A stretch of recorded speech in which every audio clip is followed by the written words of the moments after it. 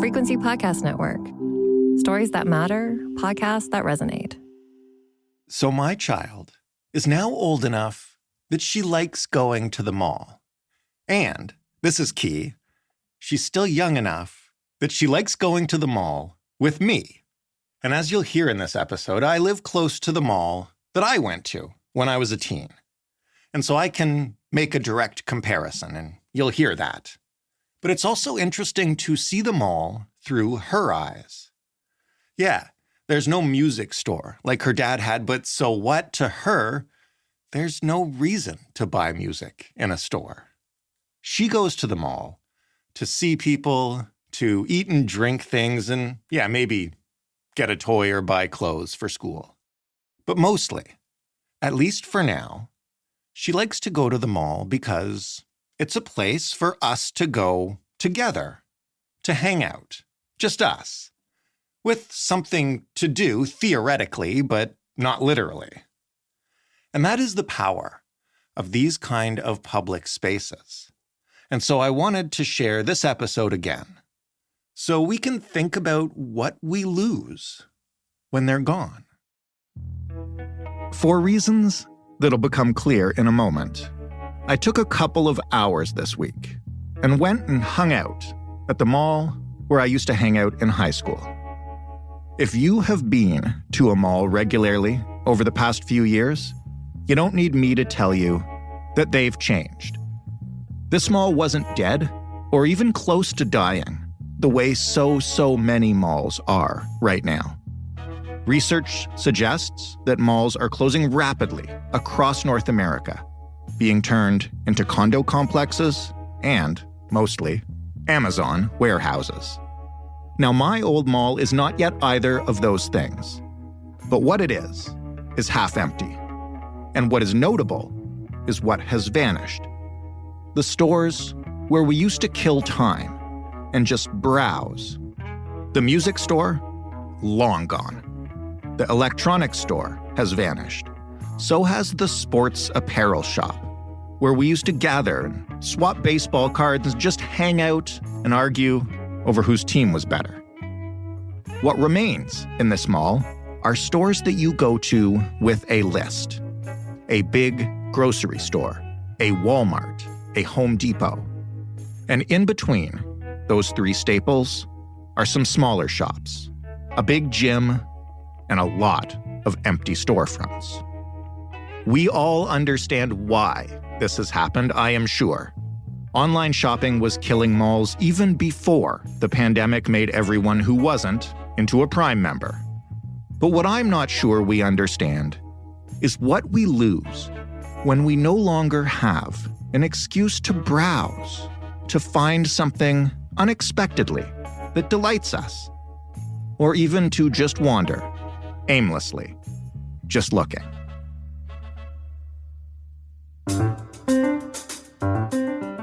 I'm Jordan Heath Rawlings. This is The Big Story.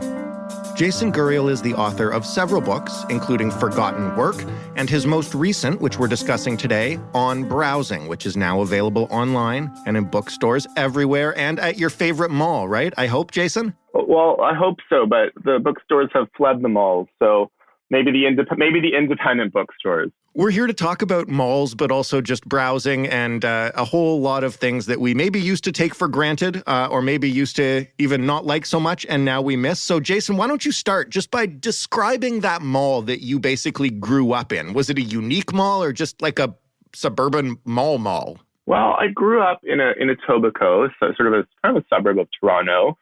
I grew up near a few malls that my family and I frequented, Cloverdale, Sherway Gardens, Square One. When I was a kid, these malls were relatively modest affairs. They were and affordable. Like they sort of were human scale to some extent. There was usually a couple of department stores that sort of anchored the mall, and you would have a Cloverdale, which you could walk to, and from where I lived, and it's still around, although slated for condos. I'm given to understand, but Cloverdale had, a bookstore, had like a W.H. Smith, which later became a Kohl's. It had a music store, a grocery store. So it sort of met our needs. It was, sort of beloved by us. The other ones I mentioned, Sherway and Square One, they were bigger malls, but still, at that time in the 80s, relatively affordable. They've since those in particular have really kind of metastasized in recent years. They've become very, very upscale. They've lost all their physical media stores more or less. I mean, I think they'll have an Indigo, but Indigo, my feeling is more or less almost like a lifestyle store at this point. It doesn't have the selection of books that the world's biggest bookstore had once upon a time in downtown Toronto. So the malls have really changed since I was a kid, and I would say they've become less useful. And certainly some of the malls, like the bigger ones, have no longer meet the needs of family, the kind of family that I grew up in. So this is going to sound dumb, but you wrote a whole book on it. So I'm going to get you to define browsing in that mall maybe that you grew up in. Well, it was a ritual. I had an extremely boring childhood. My parents, I had a modest upbringing. My parents didn't, relatively working class. We didn't travel a lot. I wasn't in, extracurricular. When Saturday came around, we went to the mall. And it had to be Saturday because when I was young, that was the era before Sunday shopping, right? Sunday was it truly was that day of rest. Like you couldn't really do anything. So, browsing was, a ritual on Saturdays. We would go to the mall as a family. We would inevitably park outside a department store. I don't know why, but for some reason that was what we had to do. We didn't go in through the mall proper. Go through Sears, we go to the food court.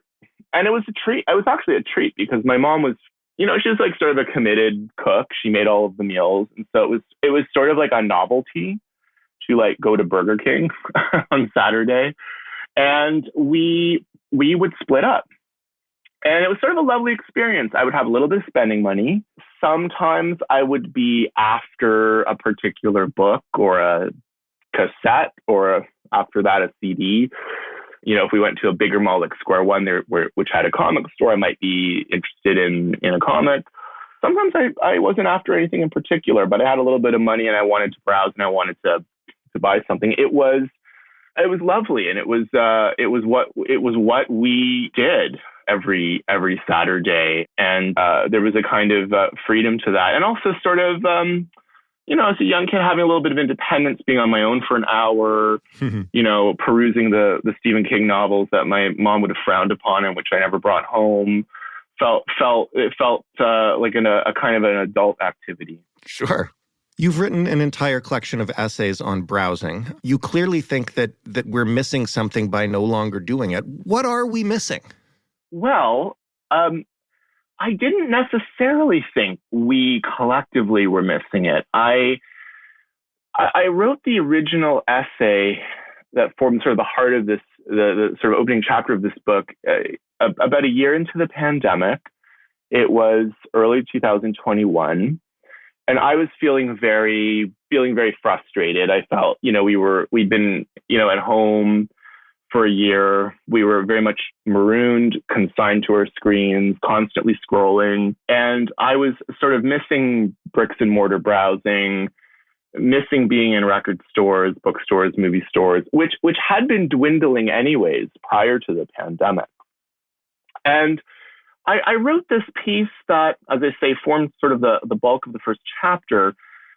And I assumed immediately it was going to be I just assumed it was too curmudgeonly and too nostalgic and even maybe reactionary. Like I thought, this is just, who's going to be interested in this? I sent it to an editor I know at the Walrus, not thinking he would actually want to take it. He just happens to be someone who reads a lot of my writing. And I was surprised that he wanted to take it for the magazine. And then when it came out, I always get it wrong. Like I've written things that I thought were relatively benign, and then that provoked like a hostile reaction online, like a negative book review or something. I thought it was like a mixed book review and it wasn't a big deal. And I wrote this piece thinking, people will hate this piece. I'm being snobby. I'm being nostalgic. I'm mythologizing experience. The world's moved on. We all have apps. We're all streaming. And I was amazed at the reaction. I mean, it sort of went viral. It really traveled. I know for a fact, according to my editor, that it dominated the traffic for the Walrus for a while. And, a food editor at the New York Times linked to it, The Athletic linked to it. And then my publisher wrote to me out of the blue and said, we have this series of books called Field Notes. So my publisher is Biblioasis, and they conceived of this Field Note series to essentially to sort of function the way like 18th century pamphlets function, 25,000 word polemical books on a topic like property or the pandemic or whatever. And so they have, there's one called On Pandemics, there's one called on Property and so on. And my publisher, Jan Wells, said, would you be interested in doing On Browsing? So, I the rest is history, but I really, when I set out, I thought I was exploring a very personal niche kind of feeling. And I was amazed at how much it seemed to resonate with people online. That's a fascinating story, but now I'm going to play the journalist and point out that you didn't answer the actual question, which is why? Why did something about spending time aimlessly at a mall, looking through CDs or wandering around resonate so far and wide? Like, clearly you hit a nerve. What is that nerve, though, that we're trying to talk about? I mean, I can speak for myself in that I was feeling worn out. We were ordering our groceries. We had really small kids. Yeah. And we didn't feel super comfortable taking them out to stores. And we're privileged in the sense that we could order things to our house. And so we were doing a lot of online ordering all the time. I think we were feeling exhausted. I think we were missing the experience of being bodies in space, moving through stores, discovering things by accident that we hadn't set out to look for.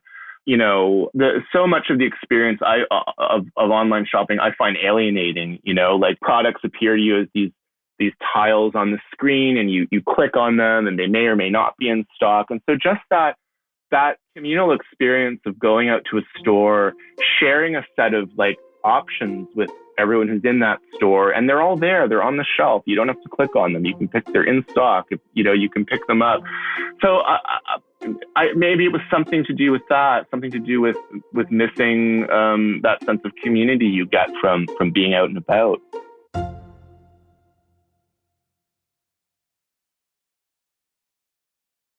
What is different about browsing? I mean, you mentioned that shopping online is different because you're looking for something that may or may not be in stock.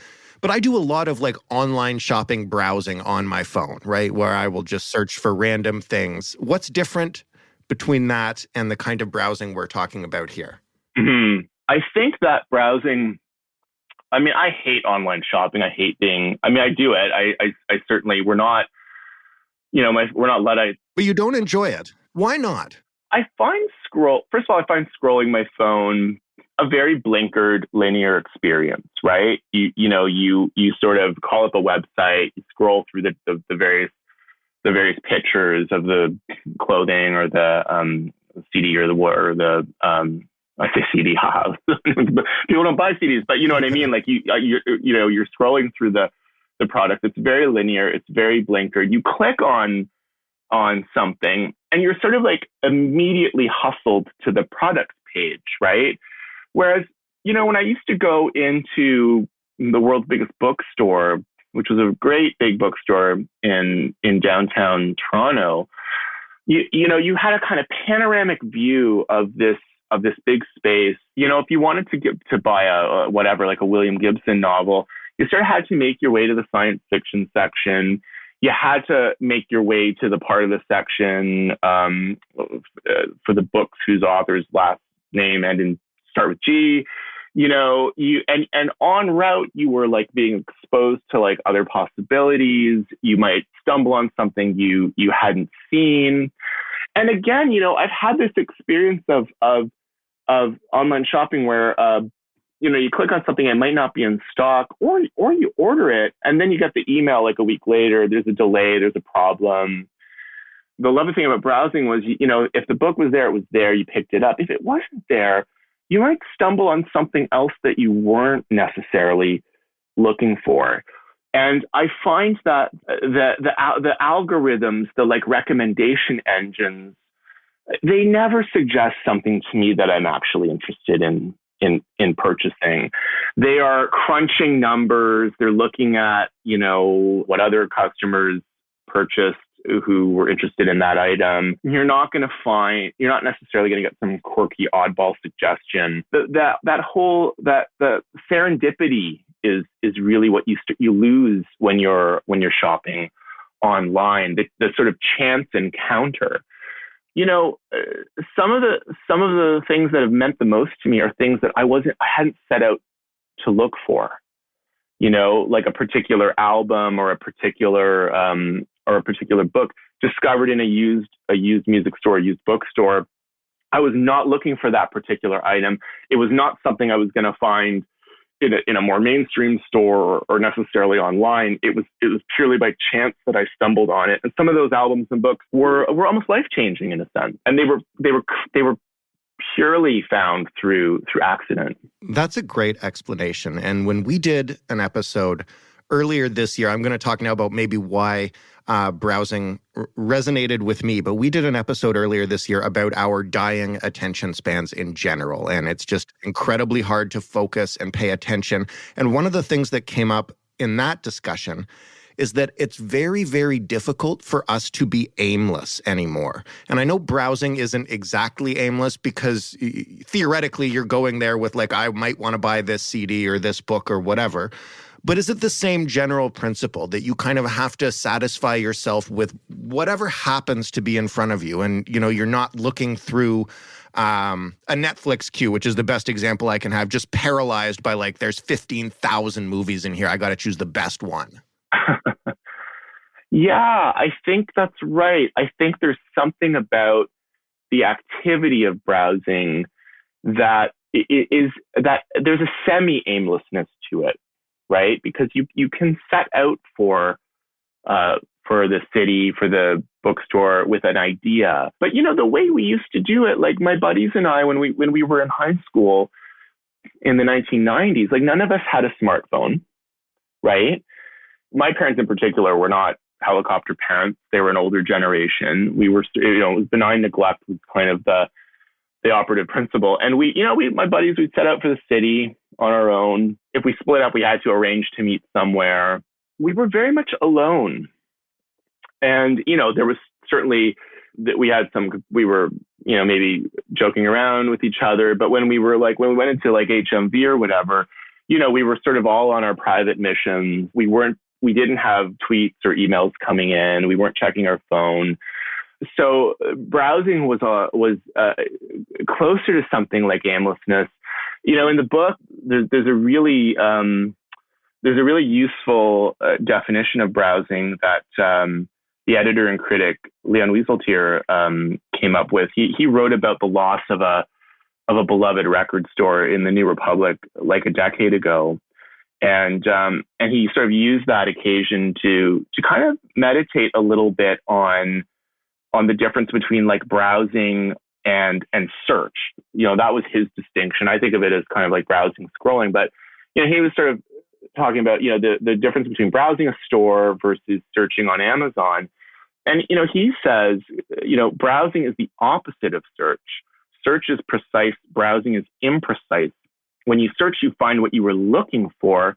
When you browse, you find what you were not looking for. Search corrects your knowledge.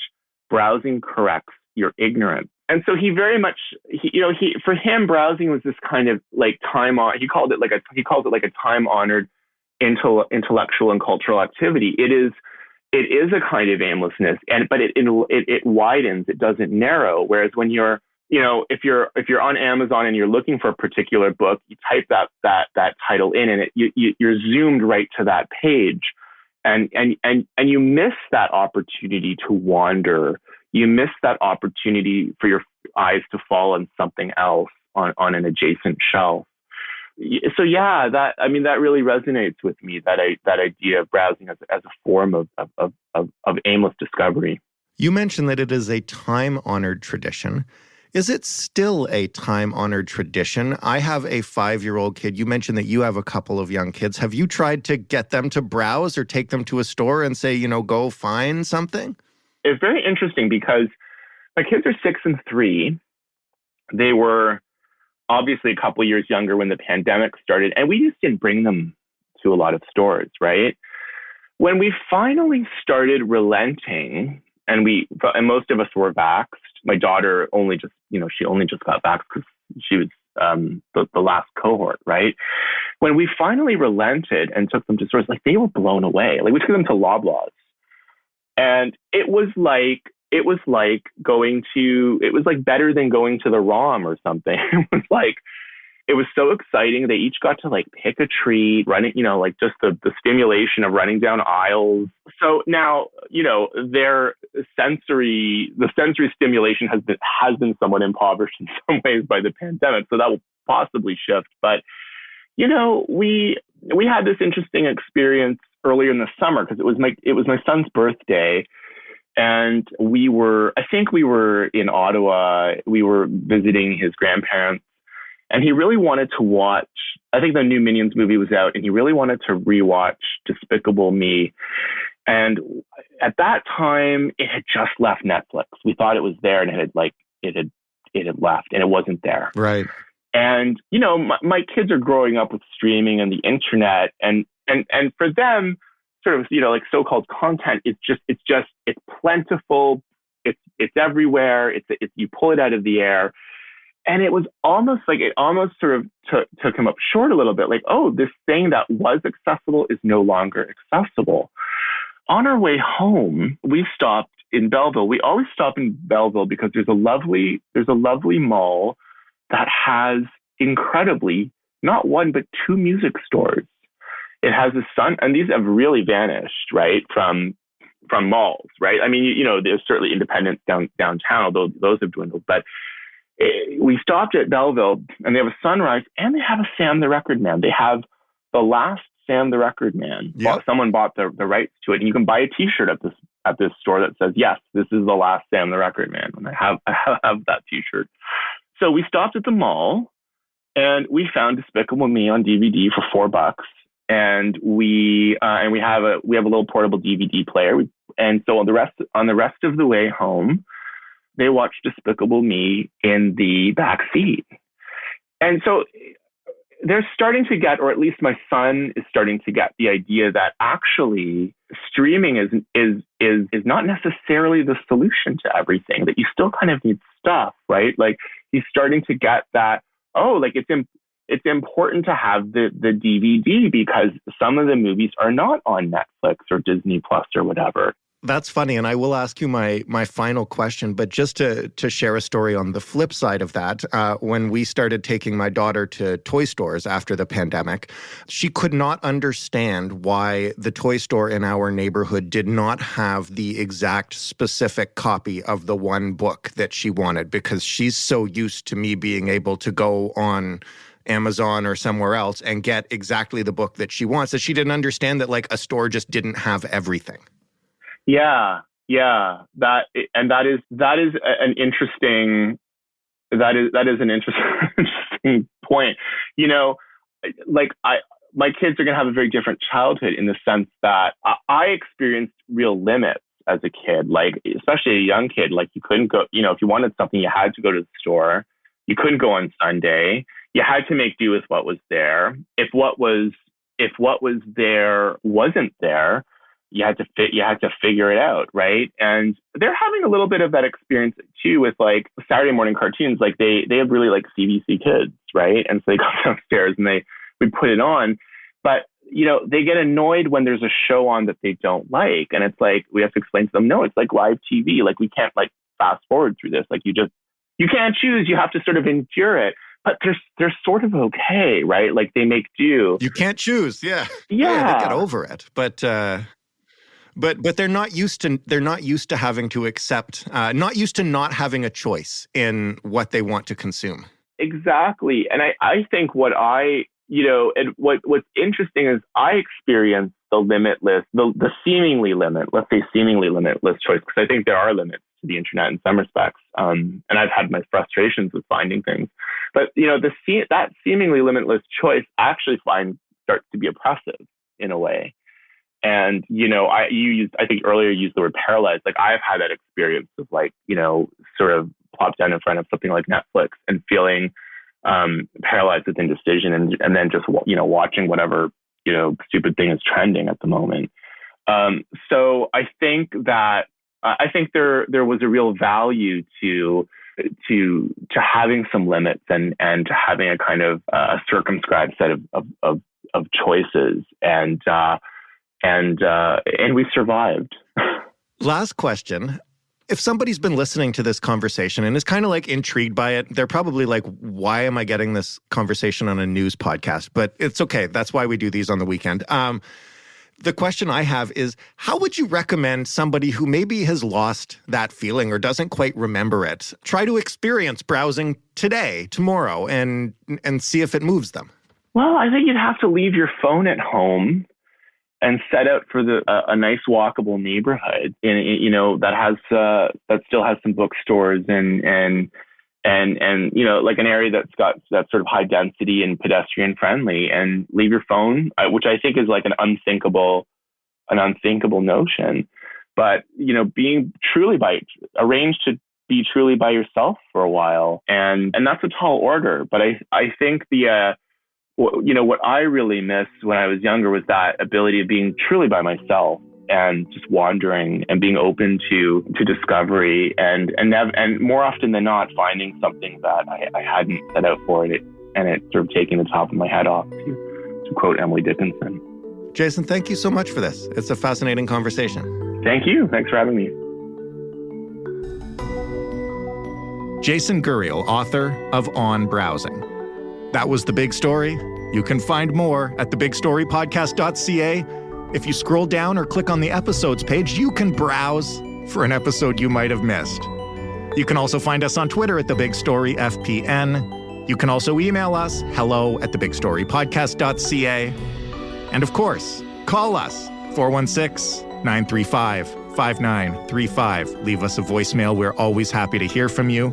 You can get The Big Story in every single podcast player, and you can ask for it on your smart speaker by saying, play The Big Story Podcast. Thanks for listening. Have a great weekend. Take some time to walk around aimlessly, and we'll talk Monday.